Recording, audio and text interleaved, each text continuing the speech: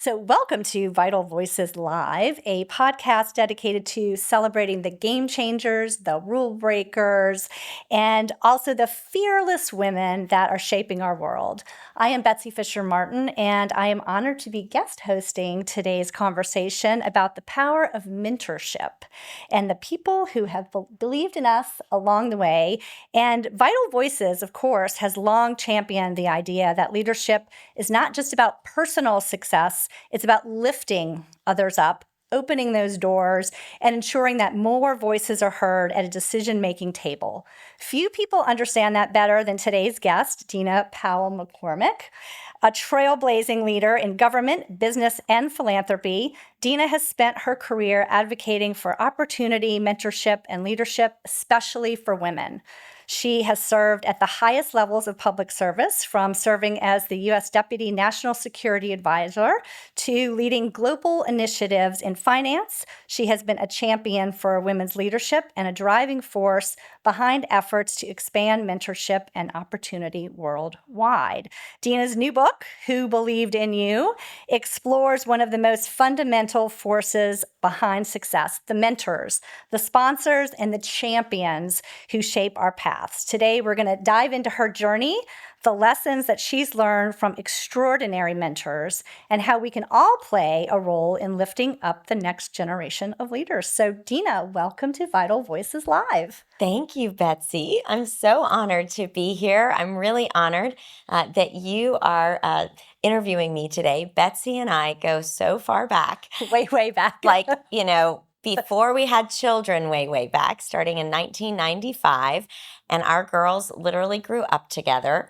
I think we probably co-hosted, I'm not kidding, 12 years of birthday parties, Halloween at each other's homes, baby showers for each other. And she is such an incredible pioneer. She is too humble, so I have to say she was one of the most senior women ever in NBC history. She was the executive producer of Meet the Press for over, 15 years? How long was it? I was at NBC at Meet the Press for 23 years. Oh my God. No, I cannot believe that. I started in kindergarten.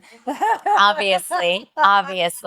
And the late, great Tim Russert, who, we think about today as the great icon. But my mentor too. And your Speaking about mentor. mentors, He really was like an extraordinary mentor to you. He really was, yeah. And he had some great lessons that I picked up along the way. And that's why I think this book is so special, Dina, because you've been able to capture that by so many people that your network. And speaking of our friendship, you've been such a mentor to friends and to me, and we've all supported each other along the way. And so it's really special that you've produced this book along with your husband, Dave. Let's give him some credit too.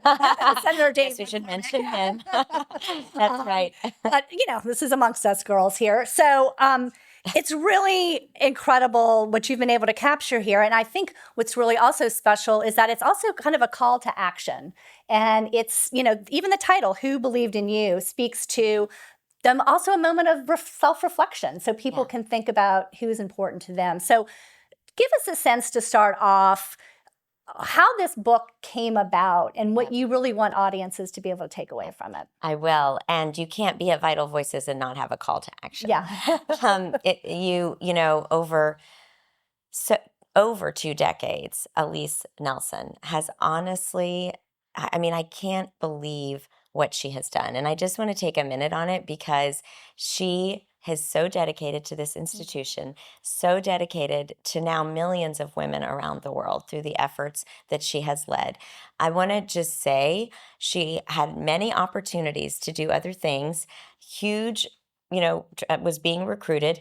We begged her to come to Goldman Sachs. There were many different things, and she has stayed here because she really believes in this mission.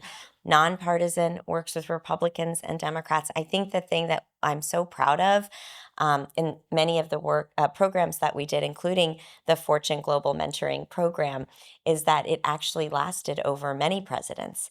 And Lee Satterfield is here, and Evan Ryan obviously continued it. I always say they upgraded it a little bit. It got better and better, but there's not a lot of that. And I think it just does speak to the power of the program. I remember our very first cohort of incredible women who came, and we realized, me and Elise and Patty, we said, oh my gosh, one day we're going to go to the inauguration of one of these women when they become president of their country. And it's almost happening now, by the way. And so it's just been such a huge privilege.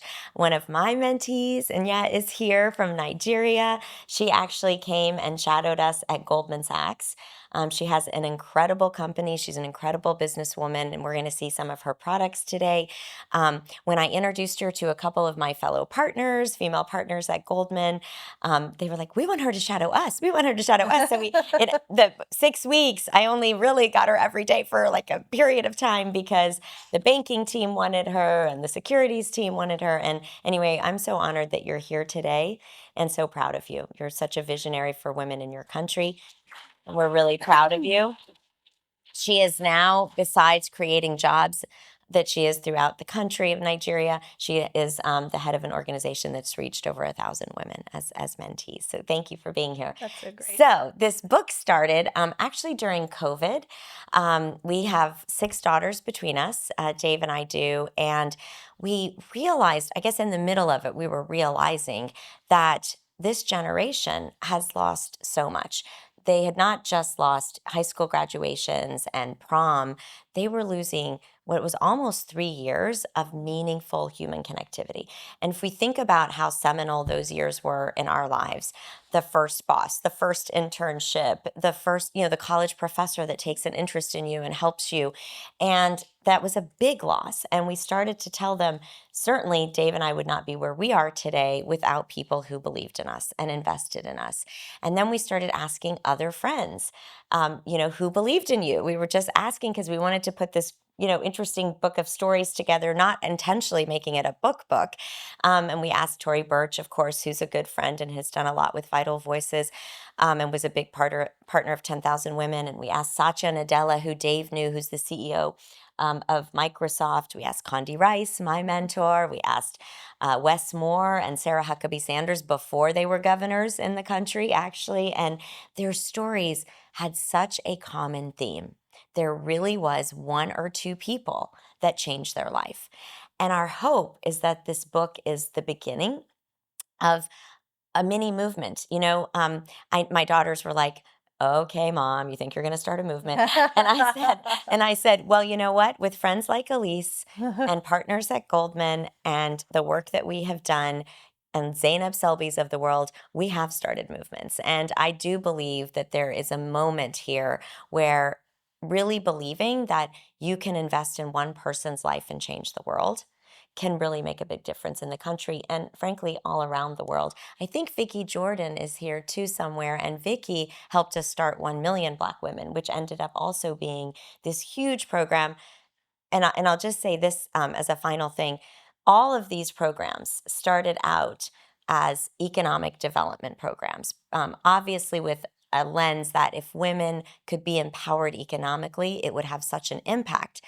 But we learned that way beyond the business education piece or the capital that was desperately needed by these female entrepreneurs, we learned that the mentoring piece was the most critical because we called that the confidence piece. And instilling that may have been the most important thing to the success of these entrepreneurs. And that's something, confidence, that is not really learned. I mean, it has to be something that you absorb, you see, you emulate from other people. People kind of build you up. Yes. In many ways, Yes. which is, I think, what's unique about that. You can't just learn how to be confident. Right.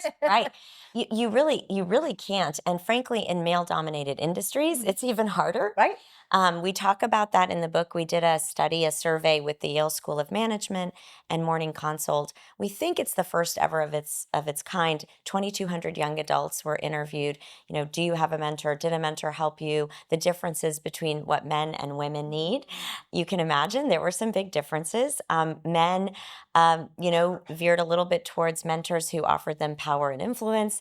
Women wanted validation, feedback, and a commitment to really staying with them throughout their journey. There was, though, a very similar feedback from men and women, which is which kind of surprised us, it was that people wanted more than transactional mentoring.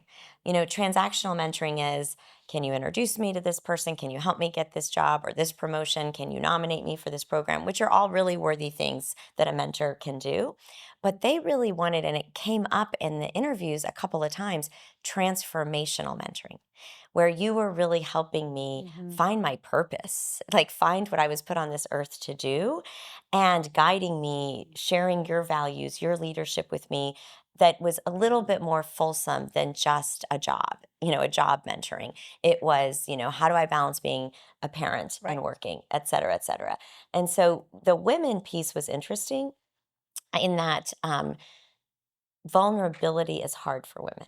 And that's why in this study, they had such a lower percentage of mentors than men. It was really interesting. Like, you would think women have more mentors, right? Like, because we think we have each other's backs and we're talking to each other and we have, great women to mentor us. But asking someone to be your mentor is a big question. Like, men quickly can ask that. Hey, dude, can you mentor me? But women, are a little more anxious, and they know they have to be vulnerable.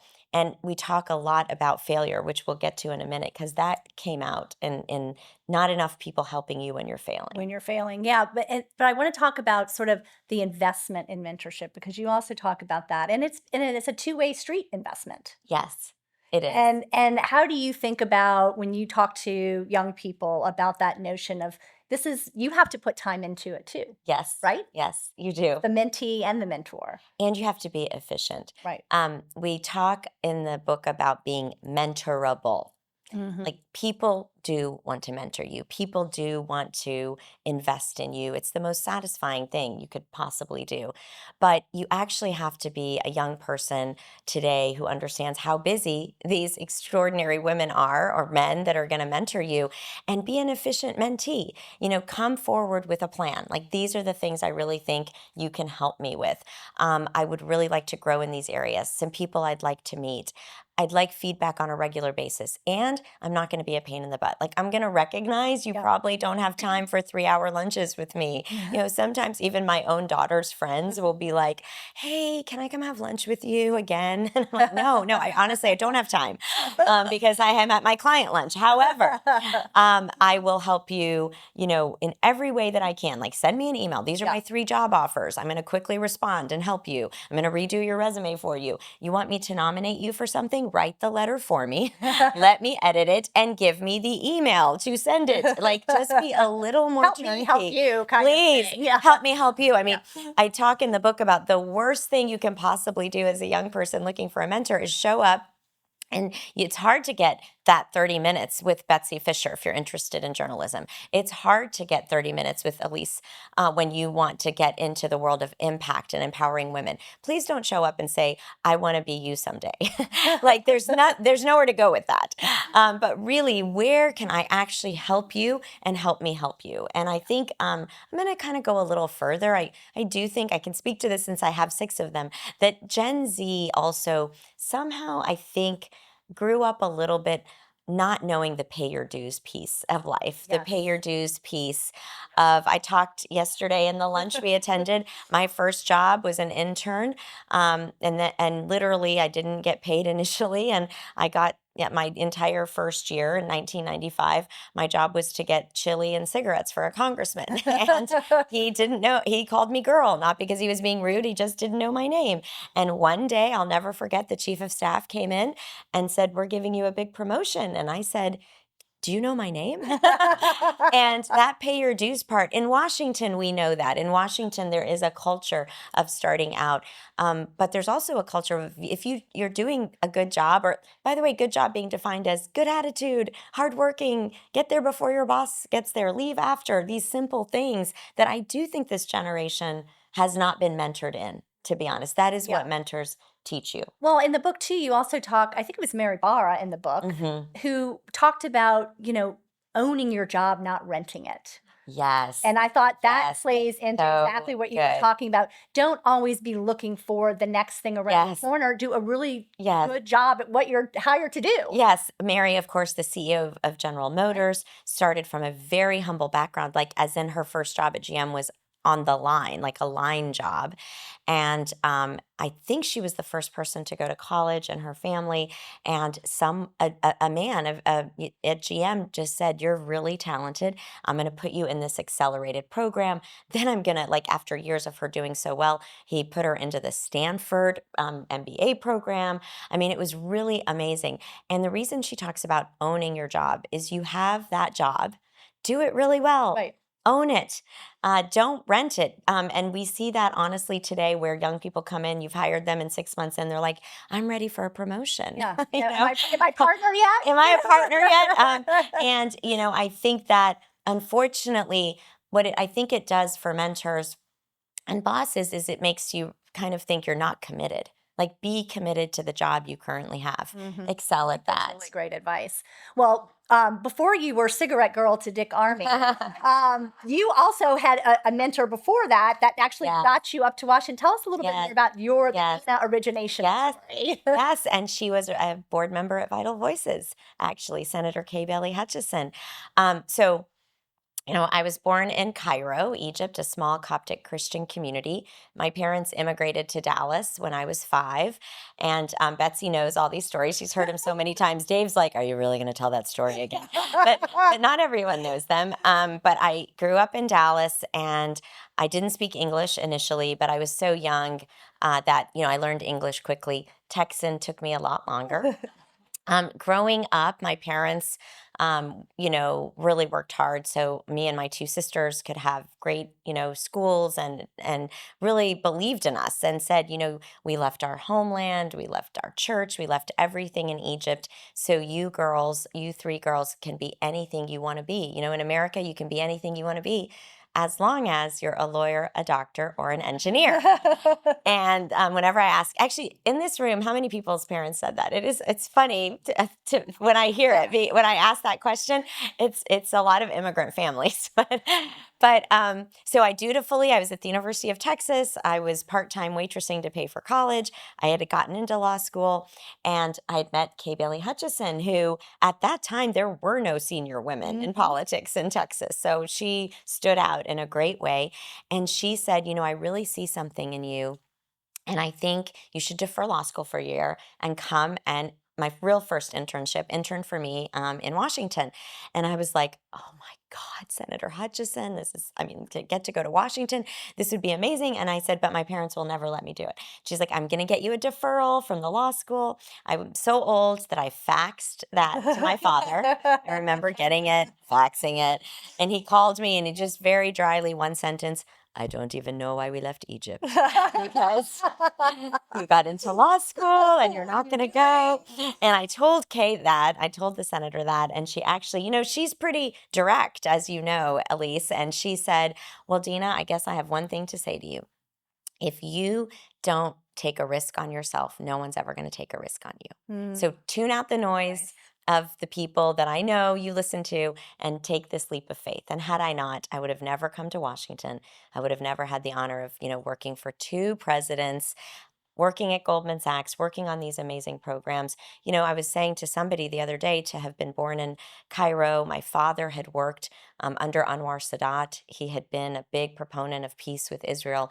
And to then, 50 years later, have worked in the National Security Council under President Trump during the foundations of the Abraham Accords, which were the first treaties in 50 years of Arab nations and Israel. I always, I like to say, only in America, but only because of a few people that believed in me. And he realized that politics wasn't that bad.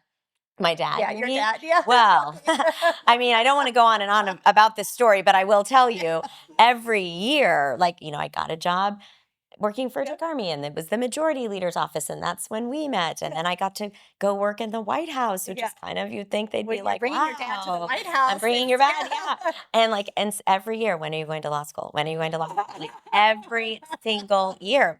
And finally, I guess I am senior enough at the White House that I get to bring them. My dad and my sister came to the White House. Obviously, they'd never been. And for those of us that have worked in the White House, there's this extraordinary opportunity sometimes to be standing on the South Lawn when the president, lands from Marine One. And my dad and my sister are standing there. President Bush lands on the grounds of the White House. And half the time, as you guys know, they'll walk over to the crowd that's standing behind the rope line, and half the time they don't. For whatever reason, he looked over. He could tell my dad is a tall, dark-skinned man. It was obvious it was my dad, and he raced over to my father, and he said, "You must be Mr. Habib." And Betsy knows my dad really well. Let's just say he's never speechless. And he was. And so I'm like, say something, say something. And the president's like, y'all, George Bush, I mean, you raised a great girl. Yeah. She's an important advisor to me, which at the time wasn't true. I later became more senior, but he was just being so gracious. And he said, "You raised a great girl." Nothing from my father. And the president's finally like, "Okay, well, great to meet you." And walks off. And I'm like, "Dad, what the heck?" And my dad was crying. Oh. One of the few times I had ever seen my father cry.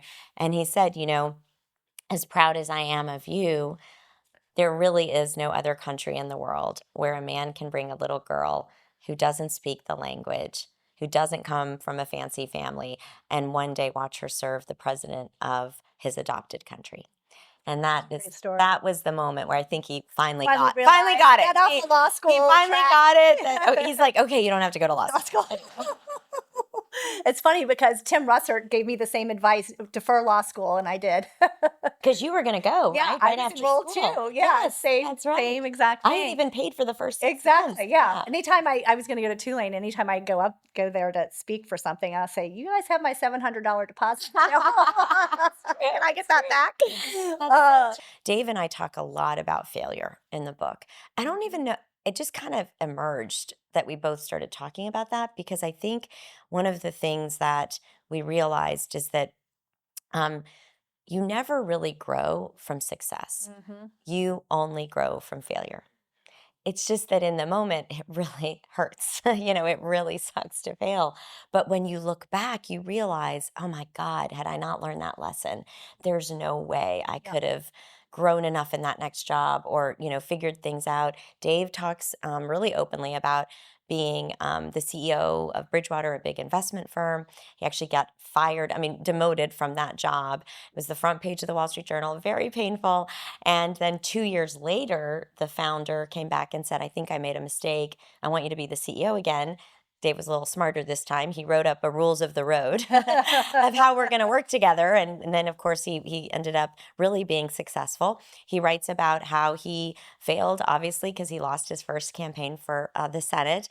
And really, what a better candidate. He And became, got back and up you on the know horse. that. And Got back up on the he got horse. back up on the horse. It was, and he was a better candidate. And that we write about it so much because that's when you need a mentor the most. Exactly. That's when you need that person that believed in you the most, that just says, "You know what? You've got this." Mhm. It's a part of it. It's a part of it.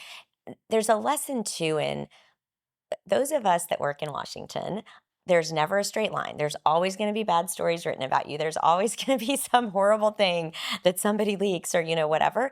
And I realized that the people that called me in those moments are my real friends. Mhm. So do that. When someone is at their lowest moment, Mhm. their phone doesn't ring a lot. It's when we have the fancy jobs that your phone rings a lot. And that is also, I think, a big lesson.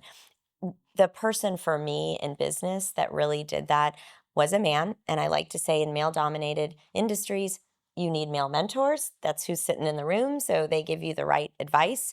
Lloyd Blankfein, who is the CEO of Goldman, Zainab knows him well. Elise knows him. He is who the CEO was when 10,000 Women was launched. And he jokingly said to me, "You won $100 million for what?"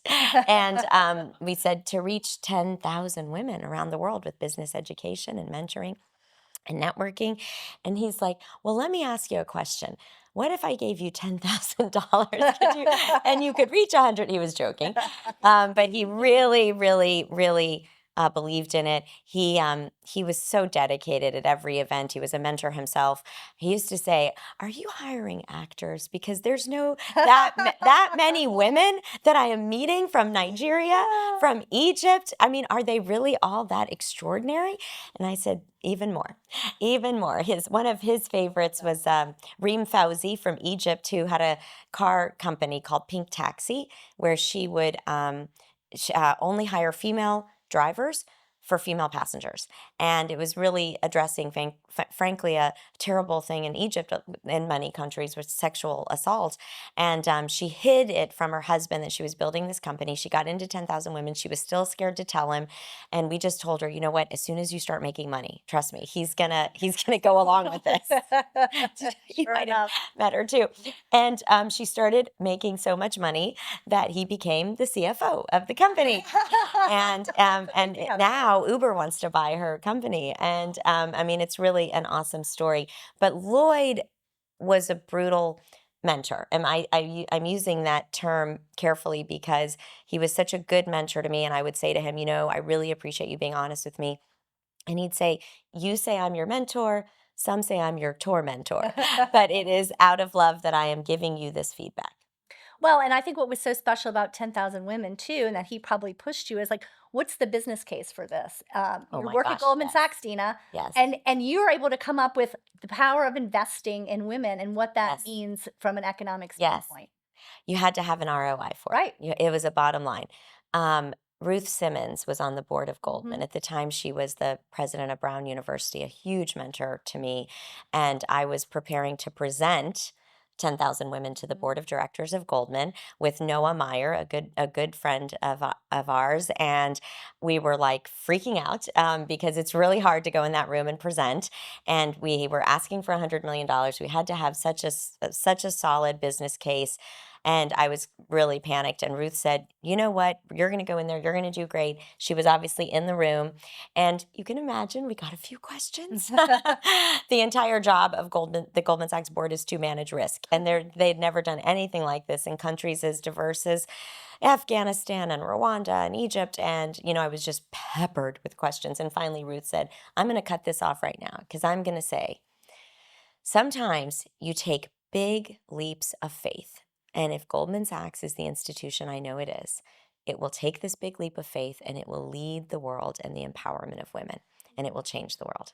And by the way, it takes a bunch of men in suits. It takes a bunch of men to say the greatest investment we can make is in the empowerment of women economically, not women. We need men to say it. And that kind of shut everybody right up. Right. And Well, and she had your back on it she had too. my back, and she said, of course they're going to make mistakes. You Right. don't do something of this scale Yeah. and not do it. But we're going to believe in them, Yeah. and this, you know, is going to be that meaningful for the firm. And today it's reached, thanks to Asahi Pompey and Margaret Anadu and others, it's reached close to 100,000 women.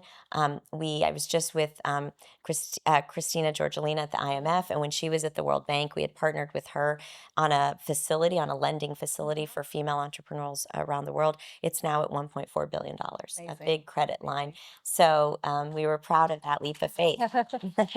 Scared and proud all at the same time. Thank you. Well, Lloyd, the tormentor, also opens up the door to talk about this taking tough feedback. And, you know, we're talking about young people today.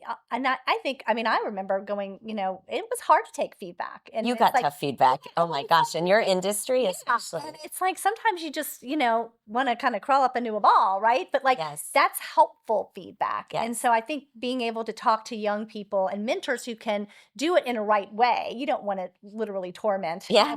And he people, didn't. you And know, he didn't. but doing it in a way that like this helps you. Let me give you Yes. this important feedback. Yes. When I give feedback, Yeah. I really do start out by saying, it's so much easier for me not to share this feedback with you because it's hard, but I really care about you. And I'm watching you do things that you don't even see you're doing Mhm. in pretty tough rooms. And I want to share it with you from, you know, where this is coming from. And I think that is the way to do it. I think we lost a lot of that during COVID. You Yeah. can't do that over Zoom. Like there's just like in-person feedback is very critical. And also I think we lost that a little bit, just to be honest, because I think men started to get a little scared. And I think that hurt women. You know, Sheryl Sandberg talks about this a little bit in Lean In, where you know, you really need that feedback and you need people to not be scared you're going to complain Right. immediately about it or something. Now, obviously, Right. this is appropriate feedback, Right. not inappropriate Right. feedback. But I really think that's important. I think there's also the learning by osmosis. which means people letting you go to meetings with them, Yeah. people letting you be in the room where it happens. And the greatest person that did that for me was Secretary Rice. Having the incredible honor of working with her for so many years. And now she's such a dear friend. Like, I don't make a move without her. But after 9/11, we were both at the White House on 9/11. When she became Secretary of State, she asked me to go to this great job, the Assistant Secretary of State for Educational and Cultural Affairs. But it was really at that time hugely focused on what was happening in the Middle East, obviously. How we were not communicating effectively, engaging people in an effective way. And so I traveled with her, all over the world. But I remember clearly being in a capital in the Middle East, in one of the big palaces, meeting with the head of state. And she walked in, and the leader looked at her and said, "Well, Madam Secretary, I hope you didn't come here today to preach to me about democracy." And I was like, "Uh-oh, what is she going to say? Because she's pretty tough." And she just, in such a calm and poised way, looked over at him and said, "Well, Your Highness, how could I come and preach to you when my own country, not that long ago, counted my ancestors as 3/5 of a man? And yet today, you are looking at the first Black female Secretary of State of the United States of America.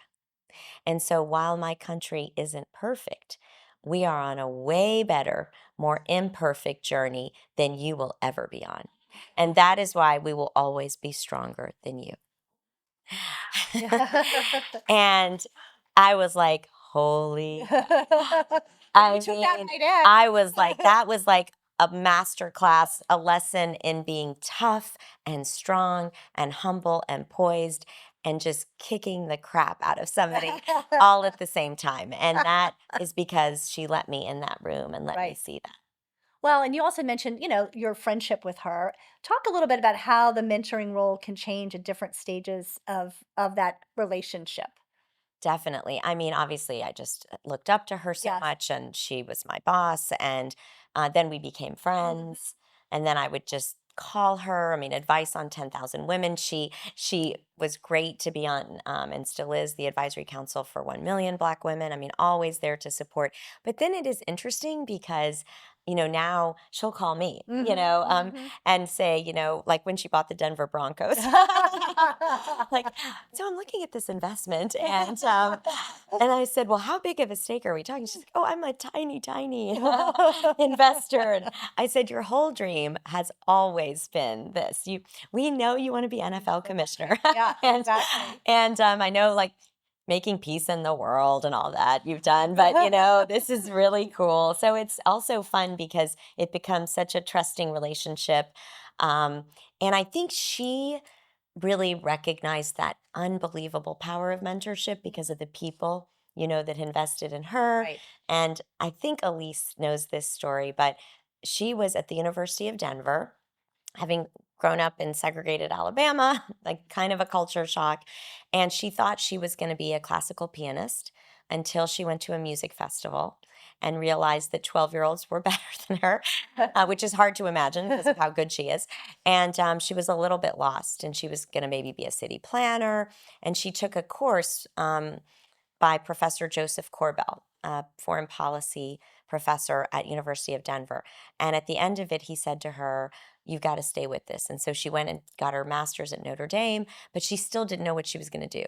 And she called him and said, "I really don't know what to do. And I'm not secure enough, to be honest, in knowing it." And he said, "I want you to do a PhD in foreign policy. You are that good, and you could be a professor. You could be so many things." And that is the reason she took that path. And Professor Joseph Corbell happened to be a Czechoslovakian refugee who was also Madeleine Albright's dad. Mm. And Secretary Albright, another very committed friend of this organization, told me that her dad, before he died, said to her, "I had two daughters that were secretaries of state." So if that example of one mentor, of one person who changed the world, that changed the world, having those two Yes. women. And I love the other story you have in the book about her and President George W. Bush Yes. building her when we talked about confidence Yes. earlier and sort of credentialing her in a way that Yes. gave her entree Yes. when maybe she didn't think she should have been there. You know, she's really vulnerable. I Yeah. think one of the things I'm most proud of is how open people are in the book Mhm. with never before told stories. I had not heard that I story before. know. Yeah. I hadn't either. And even Christine Lagarde in the book is Mhm. really vulnerable. And she goes on about how she's so upset that the woman that was her mentor, the only female partner at a law firm in France when she was kind of going up the ranks, who believed in her. And she was upset because that woman died. And Christine never had a chance to tell her, you know, you were that person for me. And in Condi's story, she talks about Brent Scowcroft, then, of course, National Security Advisor under George H.W. Bush, um, just so believed in her, hired her at the National Security Council to be the Soviet expert, took her on trips with the president, and in one summit had her join the meeting with Bush and Gorbachev as a very young woman. And the president, H.W., Mhm. turns to Gorbachev and says, well, I brought her because anything that I know about the Soviet Union, she tells me. And under his breath in Russian, Gorbachev says, well, I hope she knows something about the Soviet Union. And she spoke Russian and sort of made it clear she She understood got it. what he said. And he never disrespected her again. And moreover, that was a lesson to her that what the president was doing was telling everybody in the room, Yeah. Scowcroft, Gorbachev, everybody, I have faith in her. I believe in her. And then fast forward, And she she did that. becomes the Secretary of State to Yes, his son. to his Yeah. son. And also, that was part of her taking people like Yeah. me Yeah. into the room. She Yeah. had seen the power of that. Well, you also talked about the Most Powerful Women mentoring um, program that you all started. And I wanted you to talk a little bit for people that may be wanting to start a mentoring program in their own organization. And Mhm. you've probably been part of mentoring programs that work. And then sometimes there's mentoring programs that don't work. Yes. What makes a good foundation for a mentoring program, even Yes. on a smaller scale in a company or a business? Sure. What are the kind of qualities that make that work? Sure. Well, I think a huge part of the success of that program is that we called Milan and Elise and said, you need to run this program. But yeah, it has to have an ROI back to that. Yeah. It has to act, the person actually, both people Yeah. have to feel they are getting a lot of benefit. In the Fortune Vital Voices mentoring program, I think Jan would say that she obviously gained a lot of connections that stayed with her. That she told me she's still talking to some of those women all these years later. And then the women that mentored her got so much out of it. You know, actually, not just the incredible pride they have in her and the satisfaction of believing that they helped, hopefully, a little bit, understanding the economy in Nigeria, understanding a totally different perspective that's really important at Goldman. At my own firm, BDT and MSD Partners, we have a mentoring program with people that come from different industries, including something Noah Meyer has created, which is people from rural counties. Mhm. Because honestly, I think in the country today, we're a little more focused on urban investment.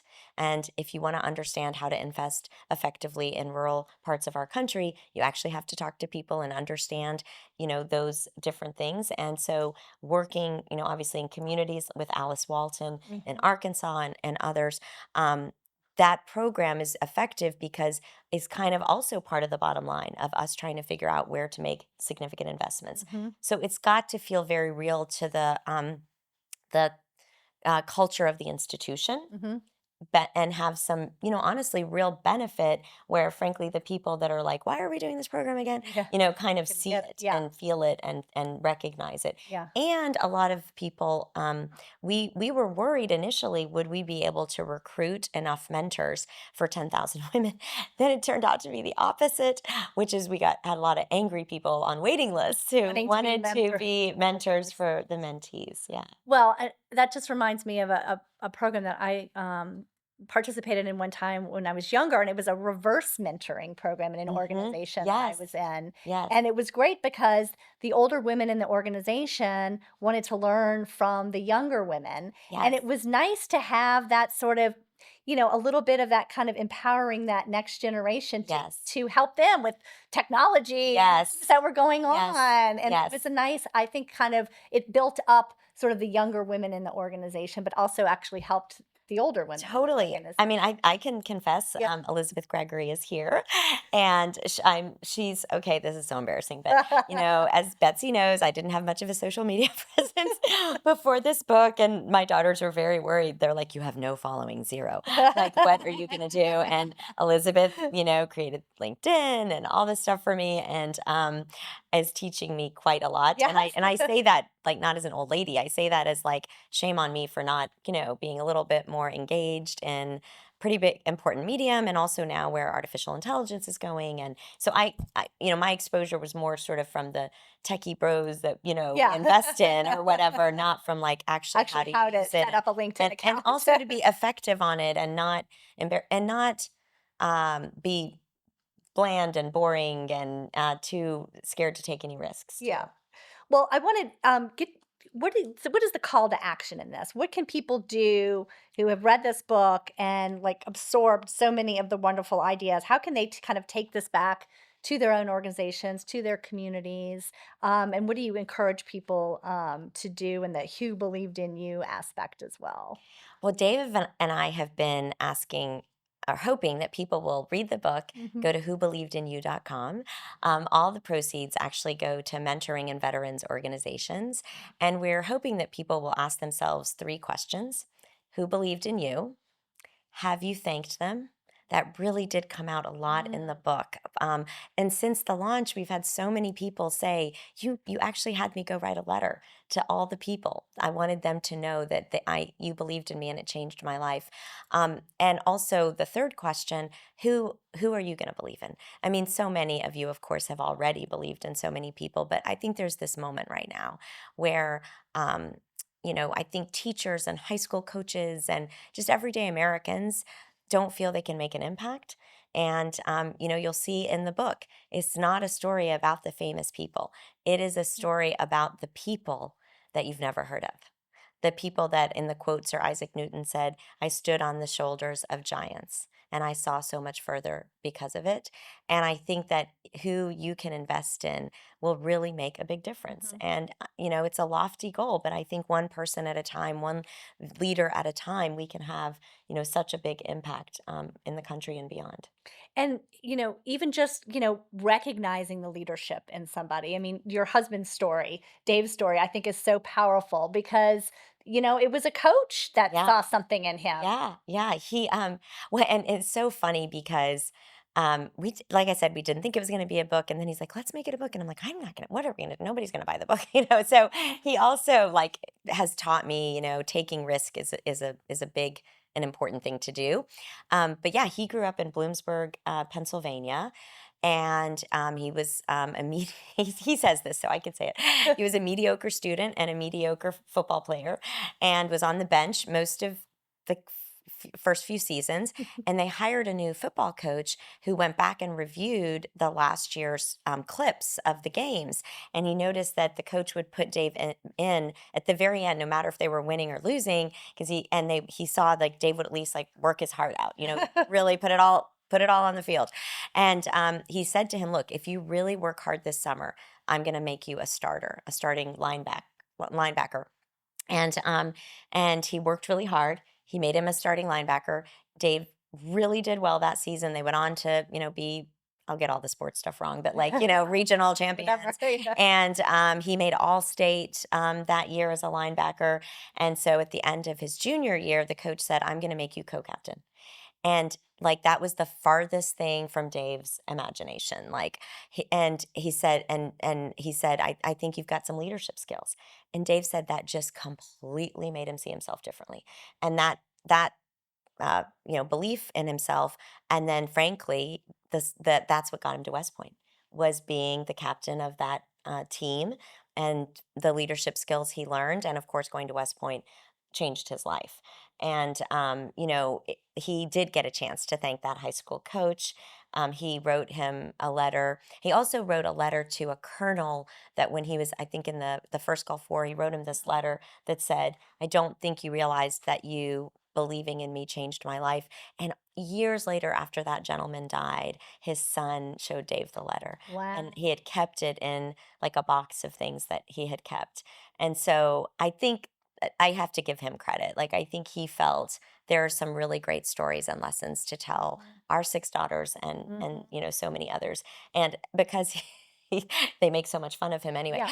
But he tells also, like, then getting to West Point and how hard it was, Yes. and how when he and Mike Pompeo were there, like, at the same time but a couple years apart, and Mike Pompeo, well, worse than that, Mike Pompeo was first in his class, Dave was 501st. But even worse than that, 4 years later, 4 years after Dave went to West Point, Doug, his brother, who Yes. went to West Point. And again, remember, Dave had been 501st. His brother became the only person since General MacArthur to be first in grades and athletics at West Point. And so his dad actually said to him, "What happened to you, Dave?" I don't know. It's like, But I mean, I think the point too of like thanking people that have helped you, you don't have to be a successful CEO or US senator to do that, right? You Yes. can thank someone who's helped you get your next job. Yes, And, absolutely. I think that feedback for people that have